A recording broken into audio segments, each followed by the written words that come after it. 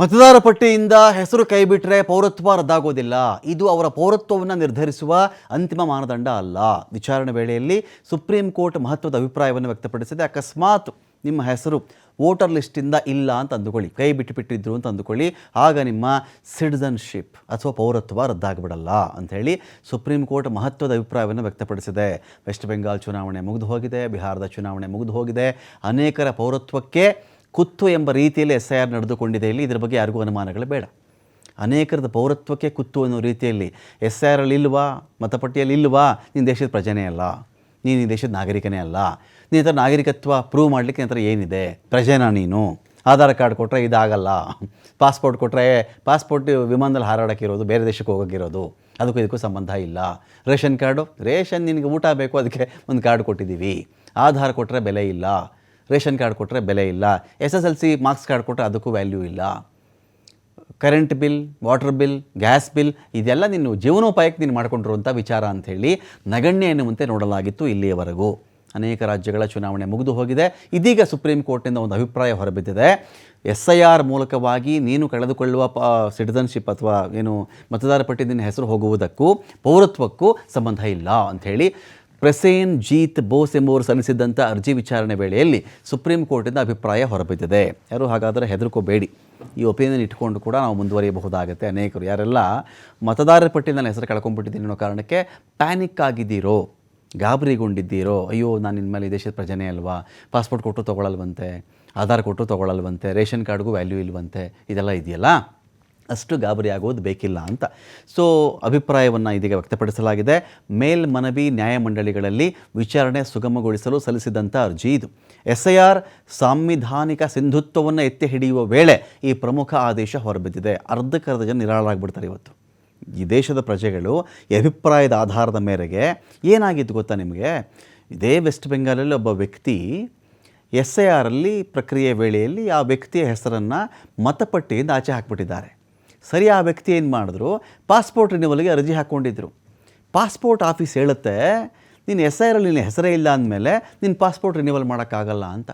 ಎಲ್ಲಿ SIR, ಎಲ್ಲಿ ಮತಪಟ್ಟಿ, ಎಲ್ಲಿ ಒಬ್ಬ ವ್ಯಕ್ತಿ ಪಾಸ್ಪೋರ್ಟ್ ಅಂದರೆ ಈ ದೇಶದ ನಾಗರಿಕರಲ್ಲದವರಿಗೆ ಇದೇ ಪಾಸ್ಪೋರ್ಟ್ ಸೇವಾ ಕೇಂದ್ರಗಳು ಪಾಸ್ಪೋರ್ಟನ್ನು ವಿತರಿಸಿವೆ ಅಂತ ಹೇಳಿದ್ರೆ, ಮೊಟ್ಟ ಮೊದಲಿಗೆ ಪಾಸ್ಪೋರ್ಟ್ ಸೇವಾ ಕೇಂದ್ರದ ಎಲ್ಲ ಅಧಿಕಾರಿಗಳನ್ನು, ಅದಕ್ಕೆ ಸಂಬಂಧಪಟ್ಟಂಥ ಸಚಿವರನ್ನು ಮೊಟ್ಟ ಮೊದಲು ದೇಶದಿಂದ ಆಚೆ ಹಾಕಬೇಕು. ಯಾರೆಲ್ಲ ಪಾಸ್ಪೋರ್ಟ್ ಸೇವಾ ಕೇಂದ್ರದಲ್ಲಿ ಪಾಸ್ಪೋರ್ಟ್ ವಿತರಿಸಿದ್ದಾರಲ್ಲ, ಪಾಸ್ಪೋರ್ಟ್ ಹೇಗೆ ಕೊಟ್ಟರು?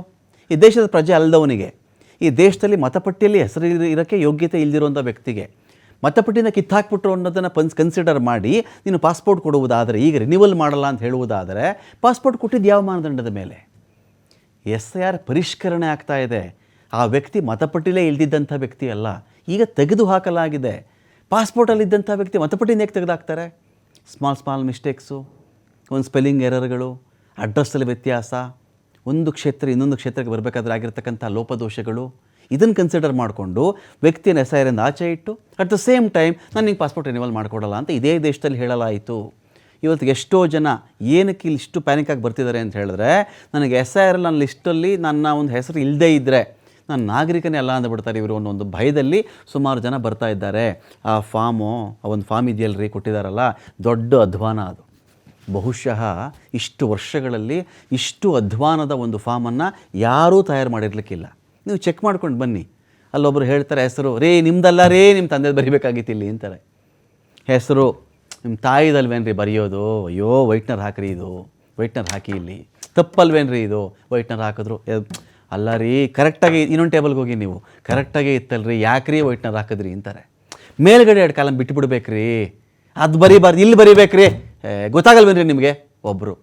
ಮತ್ತು ಇಲ್ಲಿ ಬರಿಬೇಕಲ್ಲ ಸಾರ್, 2002ರಲ್ಲಿ ನೀವು ಓಟ್ ಹಾಕಿದ್ದೀರಲ್ವಾ ಸಾರ್, ನಿಮಗೆ ಗೊತ್ತಿಲ್ವಾ ಸಾರ್ ಅದು? ಅಯ್ಯೋ ಗೊತ್ತಿತ್ತು ಮೇಡಮ್, ಯಾವುದೋ ಒಂದು 20 ವರ್ಷ ಆಗಿಬಿಟ್ಟಿದೆ, ಯಾರಿಗೆ ನೆನಪಿರುತ್ತೆ, ಅದು ನಂಬರೆಲ್ಲ ಗೊತ್ತಿಲ್ಲ, ಓಟ್ ಹಾಕಿರೋದು ನಿಜ, ಎಲ್ಲಿ ಹಾಕಿದಿರಿ ಓಟು, ಅದು ತಗೋಬರ್ಬೇಕು ಸರ್ ನೀವು, ಇದೇ ಡೀಟೇಲ್ಸು, ಇದೇ ವೋಟರ್ ID ಯಾವತ್ತು ಕೊಟ್ಟಿದ್ದು, ಇದಲ್ಲ ಸರ್, ನಾವೇ ಬರ್ಕೊಟ್ಟಿದ್ದೀವಲ್ಲ ಸರ್, ಇಲ್ಲಿ ಮೇಲೆ ನಾವೇ ಪ್ರಿಂಟ್ ಮಾಡಿಬಿಟ್ಟಿದ್ದೀವಿ ನಿಮ್ಮ ಹೆಸರು ಇಲ್ಲಿ ಮೇಲೆ ಇದೆಯಲ್ಲ, ಅದನ್ನು ಮತ್ತೆ ಯಾಕೆ ಬರ್ದಿದ್ದೀರಿ ಸರ್ ಇಲ್ಲಿ ಅಂತ ಒಬ್ಬರು. ಎರಡೂ ಬಿಟ್ಬಿಡಿ, ಕೆಳಗಡೆ ಬರೀರಿ ಅಂತ ಒಬ್ಬರು. ಸಾರ್ ಕೆಳಗಡೆ ಬರ್ದಿದ್ದೀರಾ, ಇವಾಗ ಈಗ ಇದನ್ನು ರಿಸೀವ್ ಮಾಡ್ತಾರೆ, ಒಂದು 15 ದಿನ ಆದಮೇಲೆ ನಿಮ್ಗೆ ಏನು ಮಾಡ್ತಾರೆ, ಒಂದು ನೋಟಿಸ್ ಕೊಡ್ತಾರೆ. ಸಾರ್ ಏನಕ್ಕೆ ನೋಟಿಸು? ನೋಟಿಸ್ ಏನಕ್ಕೆ ಅಂದರೆ ಒಂದು 12 ದಾಖಲೆ ಇದೆಯಲ್ಲ ಸರ್ ಇದರಲ್ಲಿ ಯಾವುದಾದ್ರೂ ಒಂದು ದಾಖಲೆ ನಿಮ್ಗೆ ಕೊಟ್ಟು ಆಧಾರ್ ಕಾರ್ಡೋ ಇನ್ನೊಂದೋ ಮತ್ತೊಂದು ಯಾವುದೋ ಸುಡುಗಾಡು ಕೊಟ್ಟುಬಿಟ್ಟು ನೀವು ಆಮೇಲೆ ನೀವು ಹೌದು ನಾನಿಲ್ಲಿ ಪ್ರಜೆ ಅಂತ ಪ್ರೂವ್ ಮಾಡ್ಕೊಳ್ಬೇಕು ಅಂತ. ಅಲ್ಲ ರೀ, ಕಾಮನ್ ಸೆನ್ಸ್ ಏನಿದೆ ಇದರಲ್ಲಿ? ಏನಾದರೂ ಕಾಮನ್ ಸೆನ್ಸ್ ಇದೆಯೇನ್ರಿ ಫಾರ್ಮಲ್ಲಿ? ತೊಗೊಂಡು ಬನ್ನಿರಿ, ಯಾರು ಬೇಕಾದ್ರೂ ನಾನು ಮಾತಾಡ್ತೀನಿ ಅದ್ರ ಬಗ್ಗೆ. ಒಬ್ಬರಿಗೂ ಅನೇಕರಿಗೆ ತರಬೇತಿ ಇಲ್ಲ ರೀ, ಈ ಫಾರ್ಮ್ ಹೆಂಗೆ ಫಿಲ್ ಮಾಡಬೇಕು ತರಬೇತಿ ಇಲ್ಲ. ನೋಡೋಕ್ಕೇನು ಹೆಸರು ಇದೆ, ಸಂಬಂಧ ಅಂತಿದೆ, ಅಪ್ಪನ ಸಂಬಂಧ ಹೇಳ್ಬೇಕಾ ಗಂಡನ ಸಂಬಂಧ ಹೇಳ್ಬೇಕಾರೆ ಇಲ್ಲಿ ಅದ್ರ ಕ್ಲಾರಿಟಿ ಇಲ್ಲ, ಅದ್ರ ಕ್ಲಾರಿಟಿನೇ ಇಲ್ಲ. ಅಪ್ಪನ ಹೆಸರು ಬರೆದ್ರೆ ಗಂಡ ಹೆಸರು ಬರಿಬೇಕಿತ್ತು ಅಂತಾರೆ, ಗಂಡ ಹೆಸರು ಬರೆದ್ರೆ ಅಪ್ಪನ ಹೆಸರು ಬರಿಬೇಕಿತ್ತು ಅಂತ ಹೇಳ್ತಾರೆ. ಇದು ನಮ್ಮ ಧ್ವಾನಗಳು. ಇಷ್ಟೆಲ್ಲ ಬರೆದ ಮೇಲೆ ಬೇಡ ಸರ್ ಮೇಲ್ಗಡೆ ಬಿಟ್ಬಿಡಿ, ನೀವು ಕೆಳಗಡೆ ಒಂದು ಮಾತ್ರ ಕಾಲಮ್ ತುಂಬಿಡಿ. ಸರ್ ಇದು ಎಡಗಡೆ ಬರಿಬಾರ್ದಾಗಿತ್ತು ಸರ್, ಇಲ್ಲಿ ಯಾಕೆ ಸರ್, ಇಲ್ಲಿ ಬಾಕ್ಸ್ ಇದೆಯಲ್ಲ ಸರ್ ಇಲ್ಲಿ ಬರೀರಿ, ಸರಿ ಇಲ್ಲಿ ಬರೆದಿದ್ದೀವಿ, ಇಲ್ಲಲ್ಲ ಸರ್. ಎಲ್ಲರೂ ಈ ಕಡೆ ಬರ್ದು ನಿಮ್ಗೆ ಅಷ್ಟು ಗೊತ್ತಾಗಲ್ಲ ಸರ್ ಅಂತಾರೆ. ಇನ್ನು ಕೆಲವರು ಸಾಯಂಕಾಲ ಸ್ಕೂಲ್ ಹತ್ರ ಬಂದುಬಿಡಿ ಅಲ್ಲಿರ್ತೀವಿ ಅಲ್ಲೆಲ್ಲರಿಗೂ ಹೇಳ್ಕೊಟ್ಬಿಡ್ತೀವಿ ಅಂತಾರೆ. ಅಷ್ಟೊತ್ತಿಗೆ 2 ಫಾರ್ಮ್ಗಳು ಅಧ್ವಾನದ ಅರಗಿಣಿಯಾಗಿ ಕೂತಿರ್ತವಲ್ಲಿ. ಅಧ್ವಾನ ಅದಕ್ಕೆ ವ್ಯಾಲ್ಯೂನೇ ಇರಲ್ಲ. ವೈಟ್ನರ್ ಅಲ್ಲೊಂದು ವೈಟ್ನರ್ ಫ್ಯಾಕ್ಟ್ರಿ ಇಟ್ಟರು ಸಾಕಾಗಲ್ಲ ರೀ. ಅಲ್ಲಿ ವೈಟ್ನರ್ ಫ್ಯಾಕ್ಟ್ರಿನೇ ಇಟ್ಬಿಟ್ರು ಅಷ್ಟು ಅಧ್ವಾನ.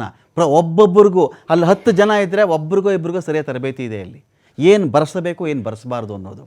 ಅಷ್ಟು ಪ್ಯಾನಿಕಾಗಿ ಜನ ಬರ್ತಾ ಇದ್ದಾರೆ, ಗೊತ್ತಿಲ್ಲ ಅವ್ರಿಗೆ. 2002 ಬರೀರಿ ಅಂತಾರೆ, ಅದು ಗೊತ್ತಿದ್ದಿದ್ರು ಬಿಟ್ಟುಬಿಡಿ ಅಂತ ಆಯುಕ್ತರು ಹೇಳ್ತಾರೆ. ಗೊತ್ತಿಲ್ಲ ಬಿಟ್ಟುಬಿಡಿ ಅಂತಾರೆ, ಬರೀಲೇಬೇಕು ಸರ್ ಒಬ್ಬರು. ಸರ್ ಅದು ಬರೀದೇ ಇದ್ದರೆ ತೊಗೊಳ್ಳಲ್ಲ ಸರ್ ಫಾರ್ಮು, ಮತ್ತೆ ನಿಮಗೆ ನೋಟಿಸ್ ಕೊಡ್ತಾರೆ ಸರ್. 12 ಈಗಲೇ 12 ಕೊಡ್ತೀವಿ ತಗೊಳ್ಳಿ. ಮತ್ತು ಆಧಾರ್ ಏನಕ್ಕೆ ಬರ್ಸ್ಕೊಂಡ್ರಿ ಕೆಳಗಡೆ? ಆಧಾರ್ ಬರೆಸಿ, ನಿಮ್ಮ ಹೆಂಡತಿ ಹೆಸರು ಬರೀರಿ, ಅಲ್ಲಿರೋ ಅವ್ರದ್ದು ಚುನಾವಣಾ ID ಇರತಕ್ಕಂತಹ ಎಪಿಕ್ ನಂಬರ್ ಅಲ್ಲೂ ಬರೀರಿ, ನಿಮ್ಮ ಅಮ್ಮನ ಹೆಸರು ಬರೀರಿ, ಅಪ್ಪನ ಹೆಸರು ಬರೀರಿ. ಸರಿ ಬರೆದ್ರೆ ಒಬ್ಬರು ತಪ್ಪು, ಇಷ್ಟೆಲ್ಲ ಬೇಕಿಲ್ಲ ಅಂತಾರೆ. ಇಷ್ಟು ಅಧ್ವಾನ ರೀ ಆ ಫಾರ್ಮ್. ಇದು ಅಕ್ಷರ ಕಲ್ತಿರೋರು ಅಕ್ಷರ ಕಲಿದಿರೋದಲ್ಲ ವಿಷಯ. ಆ ಫಾರ್ಮ್ ಪ್ರಿಪೇರ್ ಮಾಡಿದ್ದಾರಲ್ಲ, ಮೂರ್ಖತನಕ್ಕೆ ಇನ್ನೊಂದು ಹೆಸರೇ ಆ ಒಂದು ಫಾರ್ಮ್. ಯಾರು ಬೇಕಾದ್ರೂ ಆ ಫಾರ್ಮ್ ತೊಗೊಂಡು ಬಂದು ನಾನು ಹೇಳ್ತೀನಿ.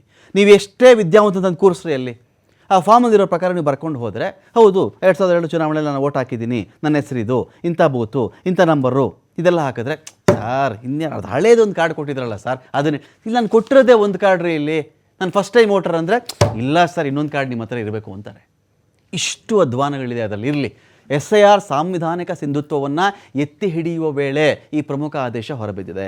ಬಿಹಾರದ SIR ಕುರಿತ ತನ್ನ ಹಿಂದಿನ ತೀರ್ಪನ್ನು ಪುನರುಚ್ಚರಿಸಿದೆ ಪೀಠ. ಇಲ್ಲಿ ಪೌರತ್ವ ನಿರ್ಧರಿಸುವುದು ಚುನಾವಣಾ ಆಯೋಗ ಅಲ್ಲ, ಸಾಂವಿಧಾನಿಕ ಸಂಸ್ಥೆ ಆಗಲ್ಲ ಅಂಥೇಳಿ ಪೀಠ ಅಭಿಪ್ರಾಯಪಟ್ಟಿದೆ. ನಗರೀಕರಣ ಮತ್ತು ಆಂತರಿಕ ವಲಸೆಯ ಕಾರಣಗಳಿಂದಾಗಿ SIR ಮಾಡಬಹುದು. ಮತದಾರರ ಪಟ್ಟಿ ಸ್ವಚ್ಛಗೊಳಿಸಲು ಚುನಾವಣಾ ಆಯೋಗಕ್ಕೆ ಅಧಿಕಾರ ಇದೆ ಅಂತ ಕೂಡ ಕೋರ್ಟ್ ಒಂದು ಕಡೆ ಹೇಳಿದೆ.